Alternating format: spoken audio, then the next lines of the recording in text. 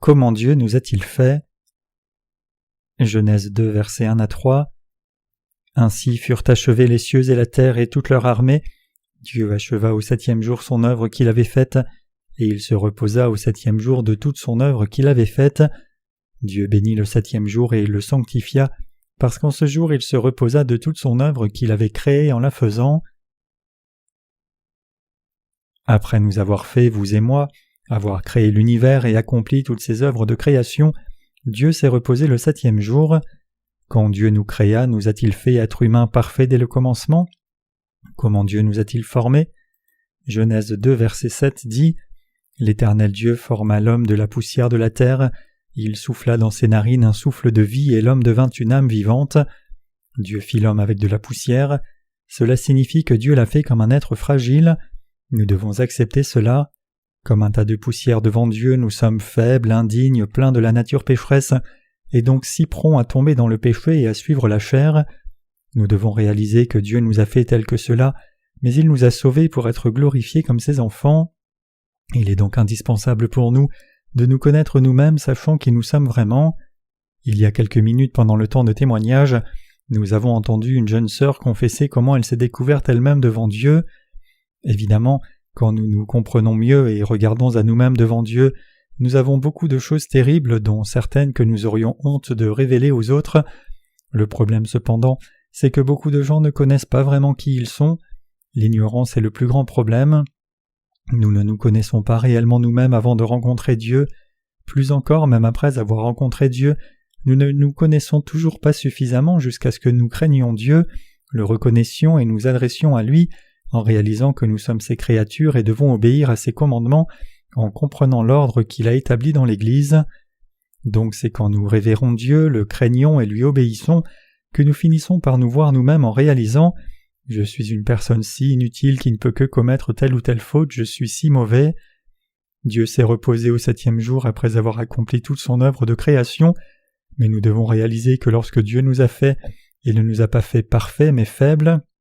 Il est écrit en Romains 11, versets 31 à 33, « De même ils ont maintenant désobéi, afin que par la miséricorde qui vous a été faite, ils obtiennent aussi miséricorde, car Dieu a renfermé tous les hommes dans la désobéissance pour faire miséricorde à tous, aux profondeurs de la richesse, de la sagesse et de la science de Dieu, que ses jugements sont insondables et ses voies incompréhensibles.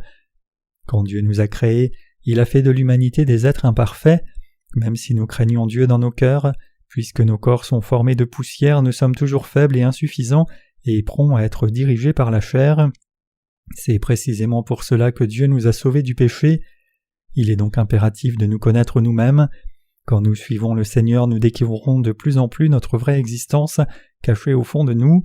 Quand nous rencontrons des circonstances, notre être est pleinement exposé. Au 3e jour de la création, le sec fut exposé et Dieu commanda qu'il paraisse, et il vit que c'était bon. C'est donc la volonté de Dieu d'exposer notre vraie nature. Quand l'eau d'un canal est drainée et que le sol est exposé, sur ce sol exposé il y a toutes sortes de choses sales.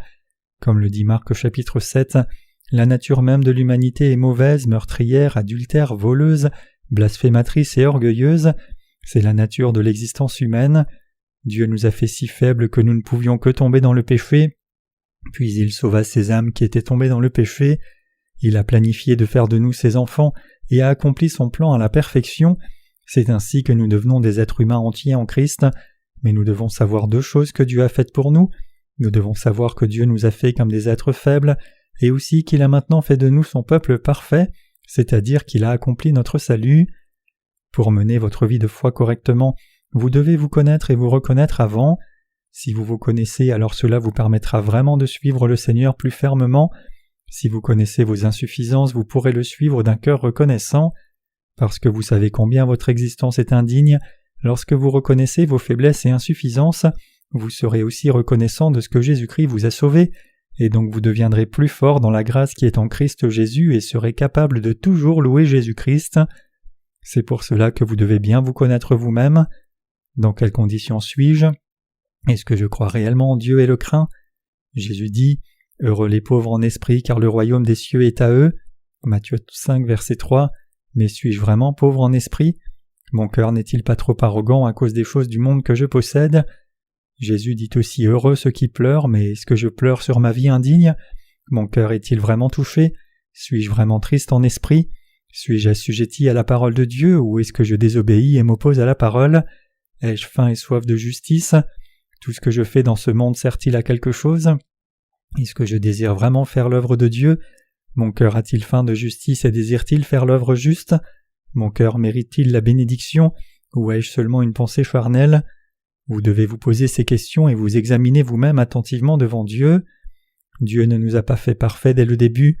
Bien que Dieu nous ait fait à l'origine à son image et à sa ressemblance, puisque nos corps sont faits de poussière, nous sommes toujours des créatures faibles et imparfaites. Cela signifie qu'en envoyant Jésus-Christ, Dieu a fait de nous des êtres imparfaits, son propre peuple. C'est ce qu'il a fait à la fin du 6e jour de la création. Quel est le genre de notre existence ? Suivons-nous le Seigneur avec la foi et le cœur qui méritent la bénédiction de Dieu ? En faisant l'œuvre de Dieu, traitons-nous l'œuvre du Maître comme la nôtre ?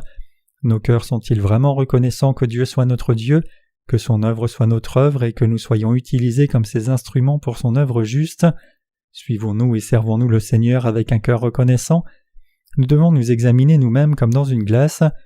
Une chose est claire, c'est que bien que Dieu nous ait fait imparfaits au début, il a maintenant fait de nous ses enfants parfaits par Jésus-Christ.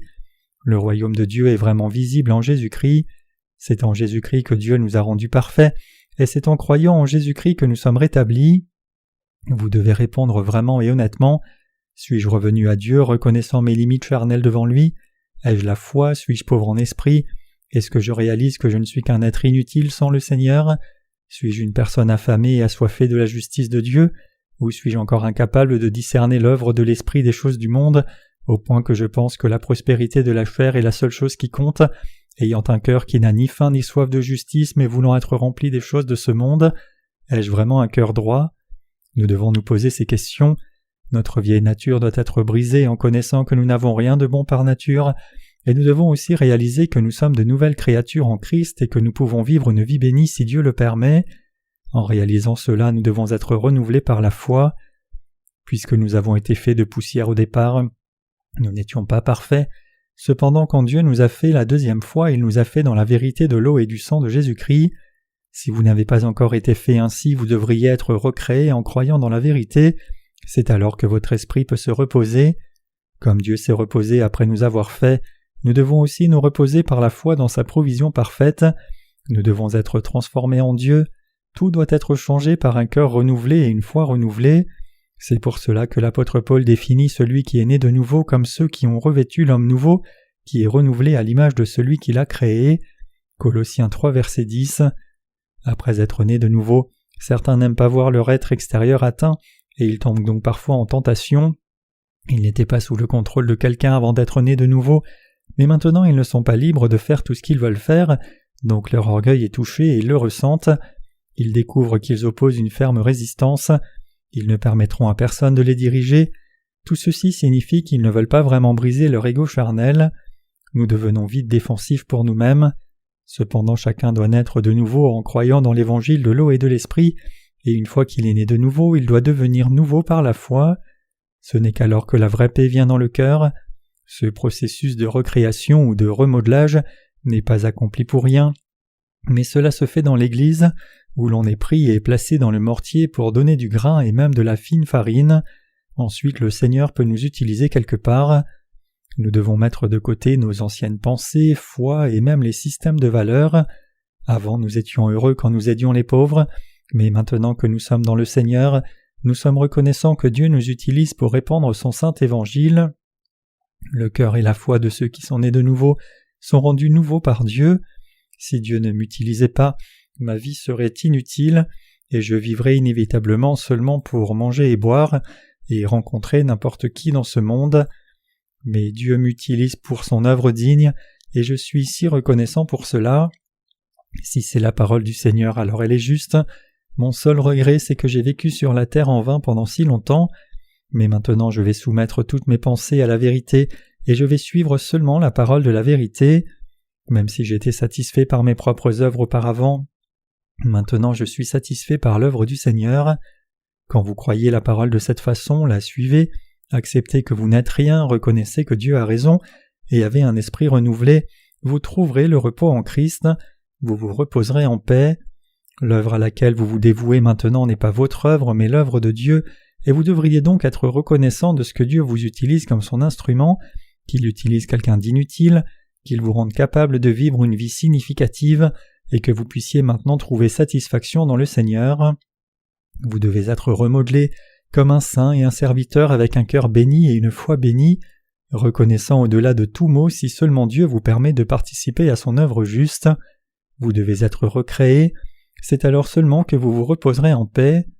Tout comme Dieu s'est reposé après avoir accompli toute sa volonté, nous aussi c'est lorsque nous acceptons dans nos cœurs ce que Dieu a fait pour nous et rejetons notre foi et nos pensées erronées que le vrai repos vient dans nos cœurs. Si notre vie passée avant de naître de nouveau ne connaissait pas le repos, maintenant que nous sommes nés de nouveau, nous devrions croire et suivre la parole de Dieu, changer notre système de valeurs et changer notre foi pour que le repos vienne. Nous serons en paix, mais pour que cela se produise, vous devez d'abord bien vous connaître vous-même. Si vous ne pouvez pas vivre correctement, même après être né de nouveau, cela signifie que vous êtes toujours charnel. La première chose qui se présente après être né de nouveau est le désir de vivre selon les désirs de la chair. Auparavant, quand vous étiez oppressé par vos péchés, vous étiez trop timide, mais maintenant que vos péchés ont disparu, vous désirez faire tout ce que vous ne pouviez pas faire. Donc ceux qui sont nés de nouveau depuis peu de temps se retrouvent à combattre des désirs charnels. Vous ne pouvez donc pas penser à l'œuvre spirituelle. Cependant, si nous demeurons dans l'Église, nous en viendrons à penser à l'œuvre spirituelle. Alors que vous suivez l'exemple des prédécesseurs de la foi qui vont de l'avant spirituellement dans l'Église, ayant faim de justice et cherchant à faire l'œuvre de Dieu, vous apprendrez beaucoup de leur part, vous apprenez de leur exemple. Vous ne pouvez pas apprendre avec la parole de Dieu seul. Quand vous demeurez dans l'Église, vous voyez comment vos prédécesseurs dans la foi font l'œuvre de Dieu comme si c'était leur propre œuvre, et comment ils sont toujours reconnaissants même dans les temps difficiles, et vous réalisez alors « Oh, ils sont différents de moi ». À partir de là, vous vivrez dans une émulation, et Dieu changera aussi votre cœur. Le fait est que lorsque vous venez de naître de nouveau, vous voulez suivre seulement votre chair, vous voulez gagner votre propre vie pour vous-même, et vous vous opposez aux dirigeants de l'Église en disant « Je suis sauvé, qui es-tu pour interférer dans ma vie privée ?» N'est-ce pas trop extrême ? La Bible dit que la pensée de la chair c'est la mort. Romains 8, verset 6. Les pensées charnelles s'opposent au Saint-Esprit, et les pensées de l'Esprit s'opposent à la chair. Ces deux pensées sont directement opposées l'une à l'autre et se combattent, si bien que nous ne pouvons suivre Dieu. C'est pour cela que les prédécesseurs dans la foi doivent conduire ceux qui les suivent, alors que ceux qui sont jeunes spirituellement peuvent apprendre ce qui est la vie juste. De par leurs prédécesseurs, ceux-ci doivent réellement servir l'Évangile et aller de l'avant par la foi. Les plus jeunes spirituellement voient cela et apprennent dans la vie quotidienne quel genre de vie est juste. Ils réalisent que leurs prédécesseurs veulent vraiment faire ce qui est juste. Ils réalisent, mes prédécesseurs dans la foi sont pauvres en esprit, ils ne sont pas satisfaits par les choses du monde, leurs cœurs sont justes, ils sont blessés lorsqu'ils se détournent. Même si eux et moi avons reçu le même salut, leur cœur est très différent du mien. Réalisant ceci, ils apprennent de leurs prédécesseurs dans la foi et suivent leur exemple, et accomplissent ainsi des progrès dans la foi. Leurs cœurs seront alors recréés, comme un cœur qui a les bénédictions par la foi, et leur âme se reposera en paix. Après que je sois né de nouveau, j'ai d'abord essayé de vivre en montant une affaire de vente de peau. Mon plan était de m'occuper de cette affaire pendant 2 heures par jour, puis de passer le reste du temps à servir le Seigneur et prêcher l'Évangile. J'aurais passé le temps restant à gérer le groupe de jeunes et l'école du dimanche, et à prêcher l'Évangile. Mais le fait que j'ai essayé de monter une affaire signifie-t-il que j'essayais d'assurer la prospérité de ma propre chair d'abord ? Bien sûr, lorsque je me disais que cela servirait à l'Évangile, je pensais en réalité aux choses de la chair pour la prospérité de ma propre chair. Même si le Seigneur m'avait dit de chercher son royaume et sa justice d'abord, de servir l'Évangile avant quoi que ce soit d'autre, je pensais au bien-être de ma propre chair d'abord, mais à ce moment-là je ne réalisais pas que j'avais tort. Bien que ce soit ainsi que je l'avais planifié dans mes pensées, mes lèvres ne me laissaient pas, donc je prêchais l'Évangile à tous ceux que je rencontrais, et si je passais même une journée sans prêcher l'Évangile, je sentais comme si ma bouche était amère. Chaque jour, je prêchais l'Évangile à beaucoup de personnes, et beaucoup naissaient de nouveau. Certains jours, je visitais les gens à la maison, touchais leur cœur en prêchant la parole à l'heure du déjeuner, prêchais l'Évangile ensuite, le faisais au dîner, et rentrais à la maison à 10 heures du soir. Je n'arrêtais pas de partager l'Évangile jusqu'à ce que les gens laissent leur entêtement et acceptent la vérité de l'Évangile. Beaucoup de gens recevaient la rémission des péchés en conséquence. Même lorsque je prêchais l'Évangile, je n'étais pas reconnaissant de servir l'Évangile.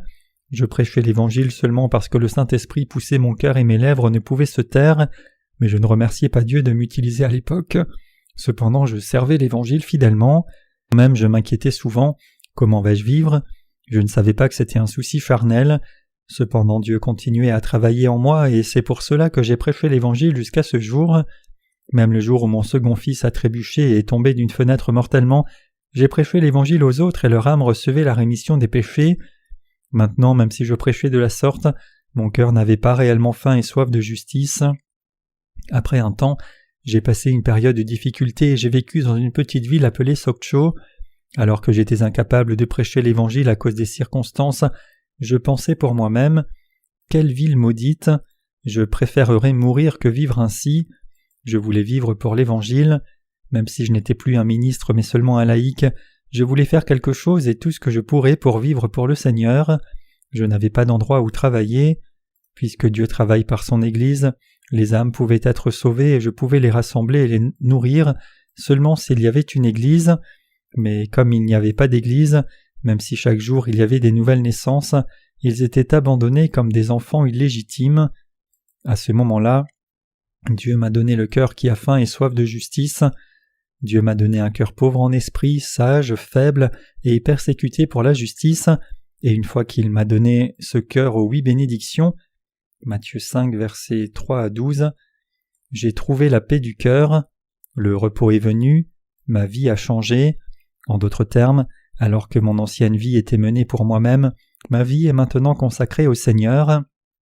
J'étais reconnaissant que Dieu m'utilise comme son instrument. J'ai changé mon cœur pour croire que l'œuvre du Seigneur était mon œuvre. Je ne vous raconte pas cette histoire seulement parce que je suis un pasteur, mais pour vous expliquer que mon cœur aussi a été fondamentalement transformé. J'avais du repos et j'ai senti une force nouvelle dans mon cœur. Le passage des Écritures d'aujourd'hui explique comment Dieu vous a fait et comment il a accompli son œuvre au 7e jour. Vous devez regarder dans votre cœur pour examiner son état. Vous devez vous examiner vous-même pour examiner son état et voir si vous êtes réellement quelqu'un qui a faim et soif de la justice de Dieu, ou si vous n'avez que faim et soif des désirs de la chair. Si vous êtes après la chair ou l'esprit, votre cœur doit être droit. Votre cœur et mon cœur doivent être recréés même dans la connaissance par le Seigneur.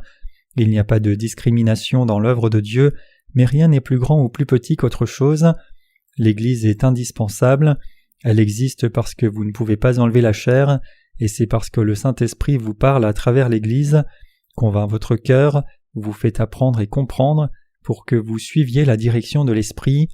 C'est ainsi que vous finirez par devenir un homme de foi. Vous deviendrez quelqu'un qui vit entièrement pour le Seigneur. Nous devrions être si reconnaissants que nous, êtres humains, soyons utilisés comme ses instruments pour ses œuvres justes, n'est-ce pas ? Si nous avions l'habitude de voler quelqu'un, nous nous sentirions mal, mais puisque nous sommes utilisés pour l'œuvre du Seigneur, nous sommes heureux. N'est-ce pas une bénédiction merveilleuse que Dieu nous utilise comme ses instruments ? Un serviteur de Dieu doit être quelqu'un qui a faim et soif de son œuvre, quelqu'un qui est pauvre en esprit, qui peut être persécuté pour la justice. Il doit être quelqu'un qui est consacré au Seigneur. Vous et moi devons devenir ce genre de personne. Quand vous suivez le Seigneur après être né de nouveau, vous découvrirez votre nature basique, réalisant combien vous suivez votre chair bien plus que Dieu. Dans des temps comme cela, vous devez penser à ce qui vous arriverait si vous suiviez votre chair, et vous devez admettre vos erreurs devant Dieu. Si vous suivez la chair, vous ne ferez rien de plus que manger et dormir, puis mourir sans aucun sens. Votre corps ne peut vivre que si votre âme est sauvée. C'est votre âme qui doit prospérer d'abord. Pour accomplir ceci, vous devez travailler sans relâche dans l'Église et suivre sa direction. C'est quand vous travaillez et vous submergez dans l'œuvre de Dieu que la force de la chair est enlevée et que vous êtes changé en or pur qui est utile. En servant Dieu de la sorte, vous grandissez en tant qu'homme de foi. Vous devez devenir ce genre de personne alors que vous êtes encore loin de devenir un homme de foi. Il n'y a pas de période aussi confortable que tant que vous êtes à l'école de la mission. C'est céleste ici. Moi aussi je me sens en repos lorsque je viens ici. Tout ce que j'ai à faire c'est prêcher la parole, mais une fois que je quitte ce lieu je fais face à toutes sortes de migraines entre l'édition de mes livres, la réponse au téléphone et la prise de décision. Vous devez être refait à neuf. Vous n'êtes pas encore complet. Bien que Dieu nous ait fait naître de nouveau, il fait encore de nous ses serviteurs et des instruments dignes de son usage. Même si ceux qui sont nés de nouveau exposent parfois toutes leurs faiblesses lorsqu'ils sont dans la difficulté, secoués par les vents, submergés par les flots, où pourraient-ils aller ? À la fin, ils reconnaissent leurs insuffisances, se confient dans le Seigneur et tiennent ferme dans la foi. Ils seront alors reconnaissants. Vous devez reconnaître vos faiblesses. Un saint vit tous les jours en renonçant à lui-même. Après tout, qui peut suivre Dieu sans renoncer à son ego ? Nous serions tous disqualifiés pour suivre Dieu si nous nous qualifions nous-mêmes par nos propres aptitudes. Nous risquerions certainement d'échouer désespérément si cela dépendait de nos aptitudes. Quand nous nous tenons devant Dieu, nous reconnaissons nos insuffisances, acceptons que notre Seigneur nous a sauvés par l'évangile de l'eau et de l'esprit, louons Dieu et venons devant lui par la foi et le remercions de nous utiliser. Nous murmurons sur nous-mêmes lorsque nos erreurs sont révélées et reconnaissons donc que nous sommes des êtres inutiles sans le Seigneur. Nous sommes alors reconnaissants d'être persécutés pour la justice et de vivre sous la loi du Seigneur. Quand vous suivez le Seigneur de la sorte, vous devenez une personne reconnaissante. Vous devez passer par un tel processus. Si nous nous considérions d'un point de vue charnel, nous nous demanderions ce que nous faisons sur la terre. Nous pourrions penser que si nous allons dans le monde pour gagner de l'argent, nous aurions cessé de servir l'Évangile depuis longtemps. Mais un tel processus de découverte de notre nature fondamentale, vous et moi en venons à remercier Dieu de nous avoir sauvés et de nous utiliser comme ses instruments, et nous atteignons la foi bénie et des cœurs bénis par Dieu. Votre esprit et le mien deviennent ceux des gens de foi, mais sommes-nous réellement complets ? N'êtes-vous pas complet maintenant ? Avez-vous un cœur béni jusqu'à présent ? Votre cœur a-t-il été changé comme cela ? Ou avez-vous encore une pensée charnelle ? Même si tel est le cas, vous devez le reconnaître devant Dieu et examiner pour voir si votre cœur et votre foi sont réellement bénis. Sinon vous devez apprendre de vos prédécesseurs comment vivre par la foi. Ce n'est pas en écoutant spécialement des sermons que vous apprenez, mais vous apprenez en voyant leur vie. Pour vous et moi, si nous avons un cœur béni, nous aurons du repos, nous reposerons en paix, comme le dit l'hymne. Il y a une paix profondément ancrée dans mon âme. Même si le péché m'entoure, il demeure, Christ demeure. Même si nous semblons faire face à beaucoup de difficultés, nous sommes toujours dans le repos. Même si nous sommes insuffisants devant Dieu, nous sommes toujours en paix car nous suivons le Seigneur en reconnaissant nos manquements. C'est seulement si nous sommes créés par Dieu que le repos vient dans nos cœurs. Nous devrions d'abord chercher le Seigneur et le servir. Même si nous avons été complètement incapables de suivre le Seigneur, Dieu a fait de nous de nouvelles créatures pour que nous puissions le suivre par la foi. Il a résolu le problème des péchés et de la condamnation, et il nous a permis de faire son œuvre. C'est seulement quand nous avons la foi que nous pouvons suivre le Seigneur et accomplir son œuvre en étant unis à sa pensée. À moins que nos cœurs ne soient unis au Seigneur, comment serait-il possible de suivre le Seigneur ? Par nos œuvres ? Non. Nous devons reconnaître que nos œuvres ne suffisent pas. Nous devons aussi croire et reconnaître que c'est le Seigneur qui nous a sauvés parfaitement. Il est écrit « Dieu acheva au 7e jour son œuvre qu'il avait faite, et il se reposa au 7e jour de toute son œuvre qu'il a fait faite. » Dieu est-il encore en train de nous faire maintenant ? Ou pas ? Dieu ne se repose pas avant qu'il n'ait achevé ce qu'il a fait. Il prend soin de nous jusqu'à ce que nous soyons conformes à ses intentions. Pour tout le monde, plus quelqu'un connaît ses insuffisances, plus il réalise que Dieu l'a sauvé, et s'il reconnaît ses manquements, alors il peut être utilisé comme un vase précieux et béni de Dieu. Nous devons boire de l'eau amère, dormir dans les rues, et être frappés pour réaliser combien l'Église de Dieu est précieuse et combien son œuvre est bénie.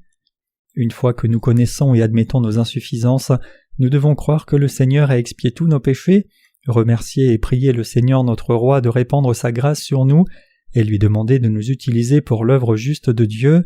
Et s'il nous utilise effectivement, alors nous devons le servir avec reconnaissance et vivre une vie juste dans le Seigneur. Je suis heureux au-delà de tous les maux de vivre ce genre de vie.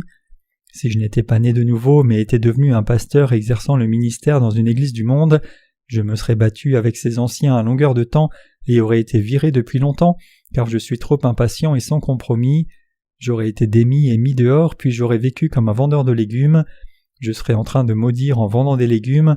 Je dirais « Ne les écoutez pas, ce sont tous des voleurs, ne les croyez pas. Ils dépensent 10 millions de dollars pour construire une église.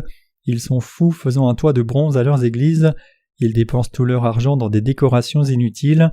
Je ne pourrais pas me taire, j'aurais vécu toute ma vie plein de regrets. » Vous devez apprécier combien c'est une bénédiction d'être utilisé par Dieu. Peu importe combien les ministres des églises mondaines travaillent dur, ils sont simplement utilisés par le diable, mais nous sommes utilisés pour l'œuvre juste de Dieu. N'est-ce pas une vie bénie? C'est une telle bénédiction. Même si je peux sembler souffrir, je n'envie aucune autre personne car je sers le Seigneur et suis dans ses mains. Je ne les envie pas car je connais leur destination. Je suis heureux et vous? Êtes-vous aussi heureux? Ou faites-vous face à des difficultés? Même si c'est le cas, si vous suivez le Seigneur, tous vos problèmes seront résolus. Si vous ne travaillez pas le terrain de votre cœur, comment pourrez-vous le cultiver?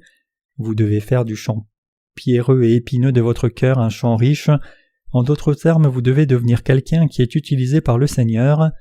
Bien que beaucoup de gens ne puissent pas suivre le Seigneur jusqu'à la fin, si un ou deux le suivent fidèlement, les autres se redresseront aussi. Pour être un homme de foi, chacun a besoin de temps et de prédécesseurs qui peuvent conduire les plus jeunes spirituellement dans l'amour. Vous et moi prêchons maintenant l'Évangile dans le monde entier par le ministère de la littérature. Cela coûte plus de $10 US pour envoyer un seul de nos livres par avion. Mais nous sommes les serviteurs de Dieu qui prêchent l'Évangile à toute tribu dans le monde entier. Sommes-nous heureux? Combien Dieu nous aime-t-il? Vous devez mettre de côté vos pensées charnelles, vous décider et vous unir à Dieu par la foi. Vous vivrez alors par la foi. Nous sommes vraiment des gens heureux, même si nous sommes insuffisants dans des termes humains. Nous sommes sur le terrain de la justice et nous servons le Seigneur. Pour nous sauver, notre Seigneur a été baptisé, il est mort à la croix, ressuscité d'entre les morts et il est monté au ciel, sauvant tout le monde. Le Seigneur a accompli notre salut. Ce que nous faisons, c'est moissonner ce que le Seigneur a fait pour nous. Même si tout ce que je fais, c'est prêcher ce que le Seigneur a fait pour nous et récolter le fruit de l'œuvre du Seigneur, il me récompensera. Je suis si reconnaissant d'être utilisé pour cette œuvre. Une fois, j'ai invité le pasteur de l'église qui partageait le même bâtiment où je logeais dans un restaurant et je lui ai parlé un moment. J'ai senti qu'il était nécessaire de lui prêcher l'Évangile et je l'ai donc invité à dîner pour son plaisir. Quand je lui ai dit « En fait, je suis pasteur, en dépit de ma personnalité, je suis toujours pasteur », il m'a dit qu'il avait d'abord appartenu aux assemblées de Dieu, mais que comme l'un de ses amis fréquentait le séminaire de la mission de Béret, il l'a suivi. Ces gens sont pitoyables. Peu importe combien ils se forcent et souffrent, ils n'ont pas de fruits spirituels, ils ne peuvent pas sauver même une personne car eux-mêmes ne sont pas sauvés. Par contre, par la grâce de Dieu, je travaille à quelque chose qui est vraiment digne, je suis aimé par Dieu et je suis approuvé et béni par lui comme son serviteur, je suis vraiment heureux. Je crois que si vous servez l'Évangile, votre vie sera aussi heureuse. Tout ce que vous devez faire, c'est prêcher ce que le Seigneur a fait. Qu'est-ce qui a plus de valeur que cette œuvre? Je suis si reconnaissant à Dieu. Bientôt, l'un de nos livres sur l'Évangile sera publié en hébreu. L'on m'a dit qu'il venait d'être fini aujourd'hui. Pensez au nombre de Juifs qui pourraient recevoir la rémission de leurs péchés. Ils connaissent très bien la parole de l'Ancien Testament. Leur foi est exacte. Donc quand ils liront nos livres, ils les comprendront aisément et ils croiront dans la vérité que Jésus est vraiment devenu leur sauveur en venant sur la terre, étant baptisé et crucifié selon le système sacrificiel de l'Ancien Testament. Quand ces gens commenceront à croire, notre travail sera bientôt achevé. Je suis si heureux. Ce ministère n'est pas un ministère difficile. Lorsque je prêche l'Évangile dans le monde entier par nos livres pas à pas, beaucoup de gens reçoivent la rémission de leurs péchés, et lorsqu'ils se mettront à demander à ce que je vienne dans leur nation, j'irai et je prêcherai l'Évangile. Est-ce que je prêche quelque chose de différent quand je vais à l'étranger? Non, je fais la même chose. Si la foule est grande, je prêche sur une estrade comme celle-ci. Si le nombre est faible, je m'assieds et je prêche. Tout ce dont j'ai besoin, c'est un interprète pour traduire mes sermons. Je n'ai pas honte du tout de ne pas savoir parler anglais ou d'autres langues étrangères.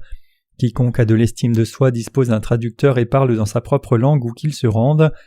Maintenant même, je reçois beaucoup de lettres d'invitation, mais certaines de ces invitations sont envoyées par des personnes qui veulent tirer profit de nous. Certaines personnes parlent d'argent dès l'introduction de leur invitation, mais en réalité, nous n'avons pas d'argent à donner à des gens comme ceux-là qui s'inclinent seulement vers l'argent. Cependant, nous devons rencontrer ceux qui sont vraiment dévoués à l'Évangile et veulent le servir avec nous, et nos livres devaient être imprimés dans leur pays aussi. Chers croyants, allons bientôt au Brésil prêcher l'Évangile. Approchons-nous des femmes qui dansent la samba et donnons-leur nos livres en disant « Attends, as-tu des péchés? Regarde ce livre. Lorsque tu viendras danser la samba demain, fais-le après avoir reçu la rémission des péchés. » Quelqu'un est-il plus heureux que nous? Nos ministères et nos saints ont fait tous nos livres sur l'Évangile ensemble. C'est parce que nous sommes tous dans l'Église de Dieu et demeurons ensemble.